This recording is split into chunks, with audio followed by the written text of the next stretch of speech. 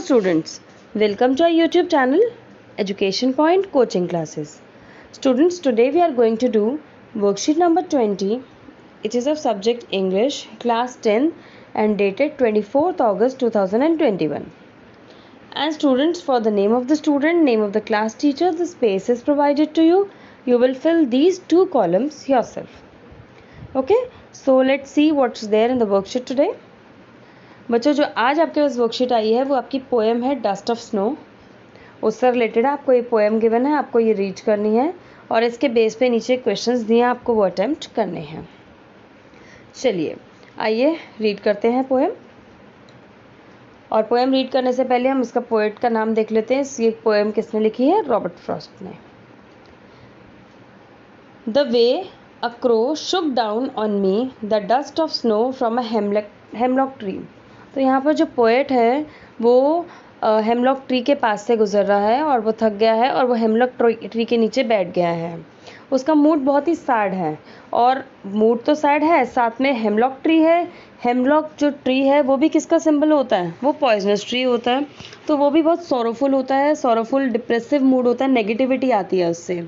और जो क्रो है, जो क्रो का जो सिंबल है वो भी है डिप्रेसिव वाला या सोरोफुल। तो यहाँ पर दोनों ही चीज़ें नेचर में बताया कि इतनी पॉजिटिविटी होने के बावजूद हेमलॉक ट्री के जब वो नीचे बैठा तो बहुत नेगेटिविटी सी आ रही है, उसका मूड बहुत ही सैड है। ठीक है, लेकिन जब वो क्रो उसके नीचे बैठा है पेड़ के, तो अचानक जो क्रो शुक करता है अपनी बॉडी को और जो वहाँ आसपास जो स्नो थी वो उसके सिर के ऊपर गिरती है। तो यही लिखा है, the way a crow Shuk down on me. और किस तरह से जो क्रो है वो उसने जो वहाँ की जो स्नोफॉल है उसके हेड पर जो स्नोफॉल उसने गिराई। The dust of snow from a hemlock tree. और जो डस्ट ऑफ स्नो जो उस ट्री पर थी वो उसके सिर पर आकर गिरी। Has given my heart a change of mood. और जैसे ही वो स्नोफॉल उसके सिर पर गिरी और उसकी बॉडी पर गिरी तो उसका जो हार्ट है, वो जो मूड, जो सैड मूड था, वो अचानक वो पॉजिटिविटी में बदल गया और वो बहुत ही उस मोमेंट को एंजॉय कर रहा है और कह रहा है कि इस मूड ने क्या कर दिया, and saved some part of the day I had rued. तो कह रहे हैं कि कितना जो टाइम उसने ख़राब कर दिया था या फिर जो आगे आने वाला जो टाइम ख़राब हो सकता था वो ख़राब होने से उसका बच गया, क्योंकि उसका मूड बिल्कुल ही चेंज हो गया। तो एक छोटी सी पोएम है जो रॉबर्ट फ्रॉस्ट ने लिखी है और इतना खूबसूरत मीनिंग दिया है इस पोएम का। वो कहते हैं कि एक सिंपल से सिंपल मोमेंट, आपको कोई भी खुश करने की कोशिश कर ले या आपको कोई गिफ्ट दे दे, आप इतना एंजॉय नहीं करोगे, लेकिन कभी कभार ऐसा होता है कि एक छोटा सा मोमेंट आपको बहुत ही ज़्यादा खुश कर जाता है। जैसे कभी आप बैठे हैं और छोटा सा बच्चा आपके सामने एक स्माइल कर देता है, तो वो मोमेंट क्या होता है? एक प्रेशियस मोमेंट होता है। तो यहाँ पर भी एक छोटा सा मोमेंट था कि उसके सिर पर स्नोफॉल हुई, तो वो मोमेंट ने उसके लाइफ का जो उसके दिन का जो सारा जो सैडनेस थी वो ख़त्म कर दी और उसका जो मूड है वो अच्छा हो गया। क्लियर? तो चलिए आइए देखते हैं इस पोएम से रिलेटेड आपको क्या क्या क्वेश्चंस गिवन है।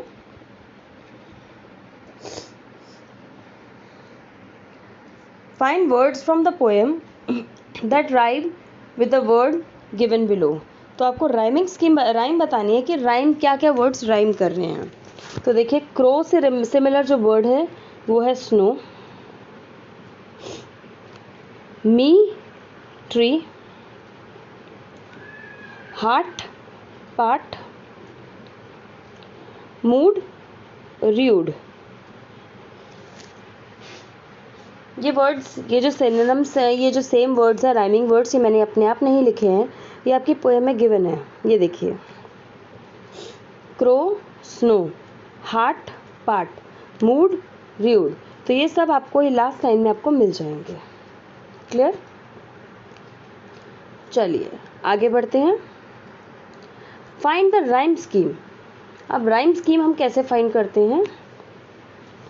Look at the last sound in the line, label every new ending sound with a new letter, then when the same sound occurs in the next line use the same letter. तो देखिए, मैं poem में आपको समझाती हूँ।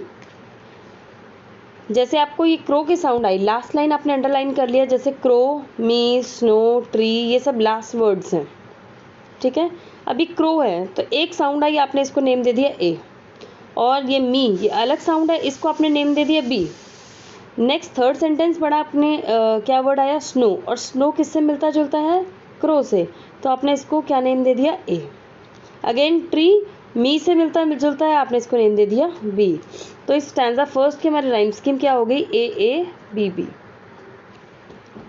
Okay, और second question, second paragraph में heart, heart आपने ये सी दे दिया इसको, और मूड आपका ये डी है, तो सी, ये पार्ट हार्ट से मिलता है, इसको सी दे दिया, और र्यूड मूड से मिलता है, इसको आपने डी दे दिया। तो इस स्टैंजा की हमारी क्या हो गई, राइम स्कीम सी सी डी डी। ओके, तो इस तरह से हम राइम स्कीम फाइंड करते हैं किसी भी स्टैंजा की। चलिए, तो हमारी ये राइम स्कीम क्या होगी, ए बी बी। तो यहाँ पर आपको बोला है look at the stanza and find the rhyme scheme. आपको एक क्वेश्चन भी राइम स्कीम पर दिया है, तो इसकी आपने क्या राइम स्कीम यहाँ पर लिखी थी, देखिए ए बी, तो इसकी राइम स्कीम क्या हो गई, ए बी। तो करेक्ट ऑप्शन क्या होगा आपका, बी पार्ट। क्लियर। चलिए, third question, observe the given picture and guess what dust of snow is. Dust of snow है क्या, यहाँ देखिए ना, आपको हेमलॉक ट्री दे रखा है, ये क्रो दे रखा है, इसके ऊपर सिर के ऊपर इसके स्नोफॉल जो डस्ट पार्टिकल्स हैं वो गिर रहे हैं। तो जो स्नो है, डस्ट ऑफ स्नो है क्या एक्चुअल में, डस्ट मिक्सड विथ स्नो, इसीलिए नाम दिया डस्ट एंड स्नो। क्या डस्ट जो है स्नो के साथ मिक्सड है, dropping of the crow, crow की ड्रॉपिंग्स हैं, या snowfall and dust storm, snowfall है और साथ में डस्ट स्टॉर्म है, या फिर स्नो के छोटे छोटे टाइनी पार्टिकल्स हैं। तो इसका जो करेक्ट ऑप्शन होगा वो होगा D part, tiny particles of snow. Clear. चलिए, फोर्थ क्वेश्चन की तरफ बढ़ते हैं।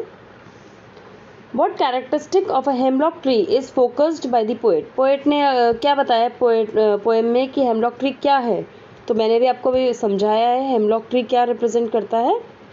Hemlock tree is a symbolic of poisonous tree, तो हेमलॉक ट्री पॉइजनस होता है, इसलिए इसका आपका करेक्ट आंसर हो जाएगा B part. Next question, the poet says of the day I had rued, what is the meaning of rude.